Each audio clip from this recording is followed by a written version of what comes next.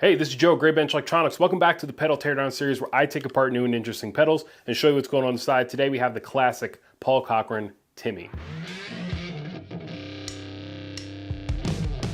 Okay, the Paul Cochrane Timmy, extremely popular pedal. This would be classed as a transparent overdrive pedal, quote unquote transparent. The overdrives, especially in the boutique world, fall into two categories. You either have the mid forward generally, or some kind of like tonal coloring type overdrive pedal that has its own sound, or you have transparent overdrives that theoretically don't meaningfully change the tonal characteristic of your guitar straight to your amp or through your other pedals. It just adds distortion. The Timmy is more in the latter category, where it's not supposed to be sort of its own sound, like the sound of a Timmy. It's more just supposed to add boost and gain and overdrive to your existing sound. In practice, it depends a lot on your guitar and your amps and the other pedals in your train, whether or not that actually is how it pans out. But that's the idea. These pedals are made by Paul Cochrane. He started building these, I believe, in 1997 and has built them consistently up until recently when, I believe, and correct me if I'm wrong, the Timmy here has been discontinued. Paul does not make the Timmy anymore. You can still get a Timmy. You just have to buy from MXR. Paul Cochrane and MXR did a deal. Now MXR sells a Timmy pedal out of their custom shop series. I believe Paul also sells still a new version of the Tim, which is the larger, more features, more controls version of the Timmy Overdrive. I think that's on version 3 now, and I think he still makes and sells those. It is a relatively simple overdrive pedal. It is Tube Screamer-esque. I don't want to imply that it's necessarily a Tube Screamer copy because Paul himself has pushed back on that idea. It's an interesting thing. When we say a pedal is a clone of another pedal, it's not immediately clear by that statement whether or not the designer of the new pedal, the clone, was looking at the original design and modified it and then put it out as their own, or didn't modify it and put it out maybe a bit unscrupulously, or we just look at the design of the new pedal and compare it to something older and say, hey, wow, that looks a lot like that thing. That's definitely the case for the Timmy. You don't have to squint that hard at the Timmy schematic to see the Tube Screamer, but Paul says that he did not look at the Tube Screamer design. In fact, as far as I know, Paul claims that he designed the Timmy pedal even before the Tube Screamer. That's something I read that he wrote. I'm not sure if he still stands by that. I don't know when the Tube Screamer was designed exactly, so not sure. But the circuit for the Timmy does look like a Tube Screamer, and you don't have to stand back that far. That being said, of course, caveat, number of parts in a Timmy are getting pretty close to the minimum number of parts necessary to even have the active components work and do anything at all and not self-destruct. So when you get down closer and closer to those building blocks, it becomes harder and harder to really call something a clone or a knockoff. But we're going to look at the schematic in a second. We'll have, we'll look at that more. As far as the actual pedal here, we have a 1590B size enclosure. The Timmys came in a whole bunch of different finishes. This one has a nice gloss red sparkle on top of a black powder coat. The graphics appear to be silkscreened and sort of like an off-white color. There are 4 controls: bass, gain, volume, and treble. There's a switch in between the knobs here, most likely a single pole double throw with a center off. This is switching around the diodes in the first feedback loop of the first op-amp stage. 5mm red LED indicator light. Standard filling, latching, 3-pole double throw foot switch. Input and output jacks are side mounted. 9-volt DC input jack is top mounted, and it looks like the regular Kobe Con style. Pretty standard layout for an older boutique overdrive pedal. That's pretty much it for the outside. Let's go ahead and crack it open and see what's inside.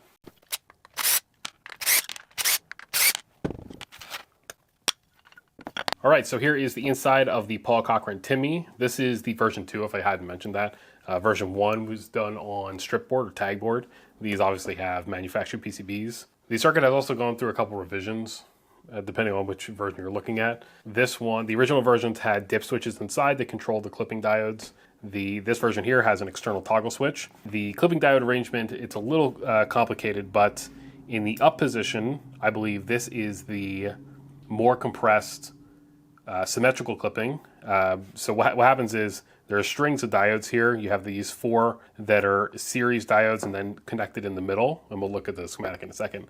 And then this last diode here is connected also to the feedback loop, however, with essentially a single pole, single throw, turning it on and off. So in this position, the up is the more compressed setting, so that's essentially knocking 2 of the 4 clipping diodes out. So you just have the symmetrical back-to-back of a single diode across the feedback loop. In the middle position, the bridge between the diodes is not connected to the other side of the loop, and so you have the strings of diodes to this way and to this way, so that's going to give you a higher forward voltage, effective forward voltage, which means less compress. So the middle position is going to give you the least amount of clipping, the most amount of headroom, but it's going to be symmetrical clipping when you have clipping at higher gain levels. And then the down position is the asymmetrical, so that brings in this extra diode across the feedback loop, but there's no matching symmetrical one. So you still have the 2 and the 2 from this bank of diodes, but you also have just this one across it, which is going to give you that asymmetrical clipping. As far as the build here, we have the Switchcraft style 112BX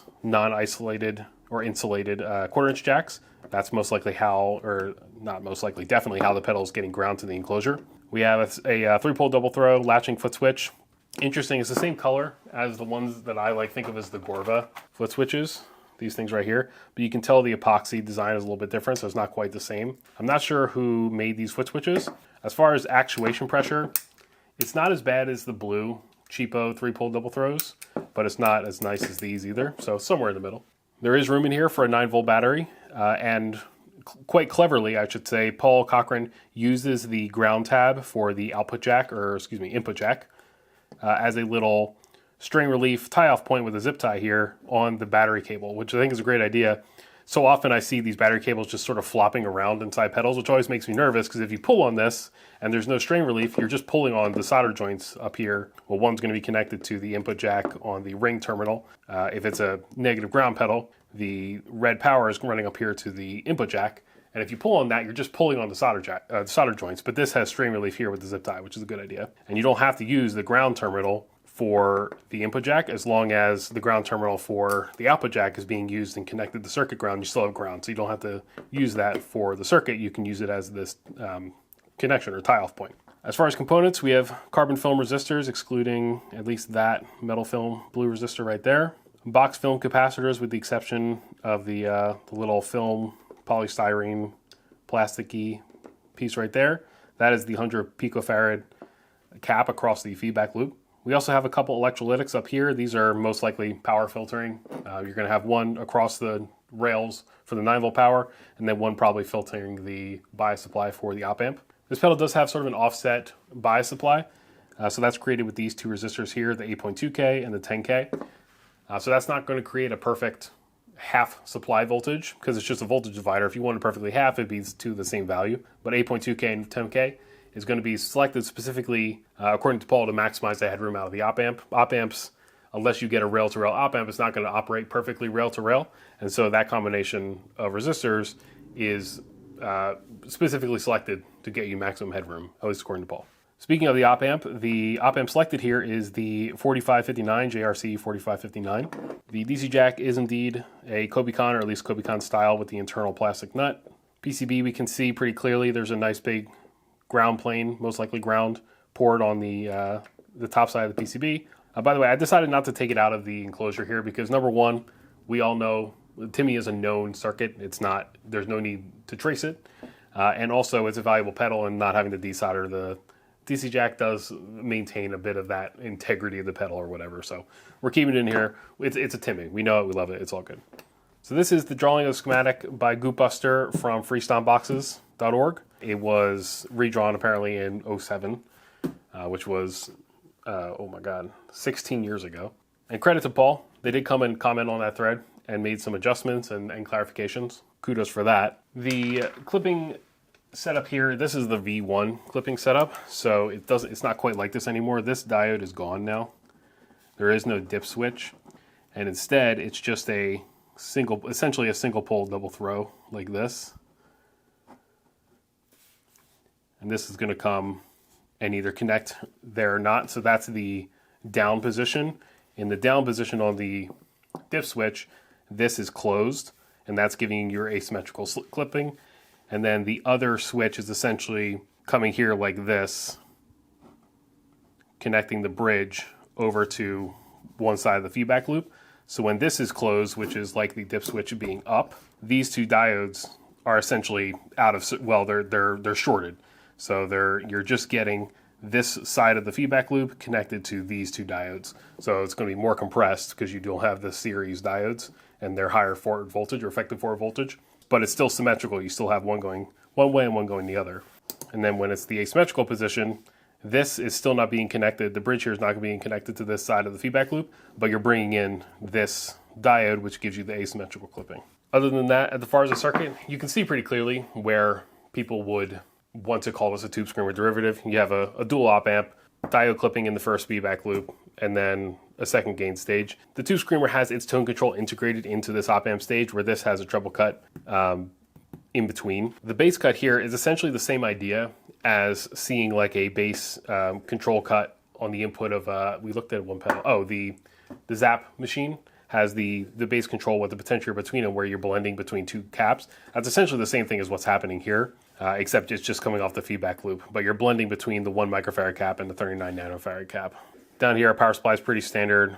Polarity protection, not the preferred way anymore. We don't do this anymore because if you connect negative polarity, I shouldn't say we don't do this, a lot of people do, but I don't think it's the preferred way because we have really low forward voltage shock these now.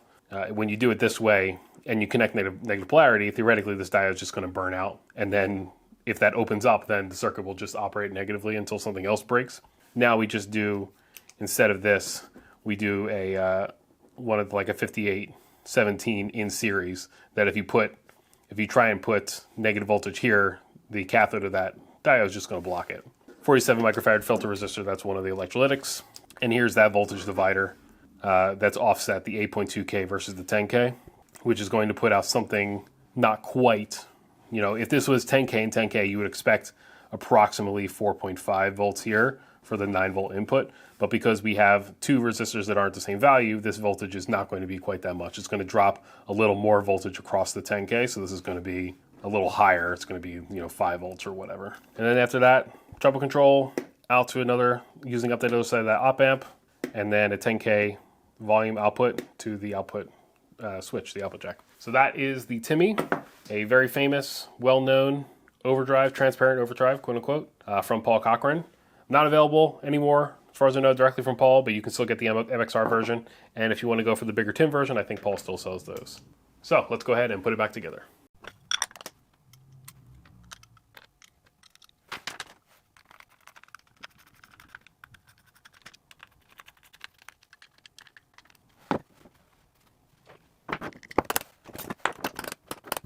All right, that is a wrap on the teardown for the Paul Cochrane Timmy. If you have any questions or recommendations for a pedal you want to see on a future teardown episode, let me know in the comments. If you enjoyed the video, I'd appreciate you hitting the like button and subscribing. I am Joe from Graybench Electronics. Thanks for watching.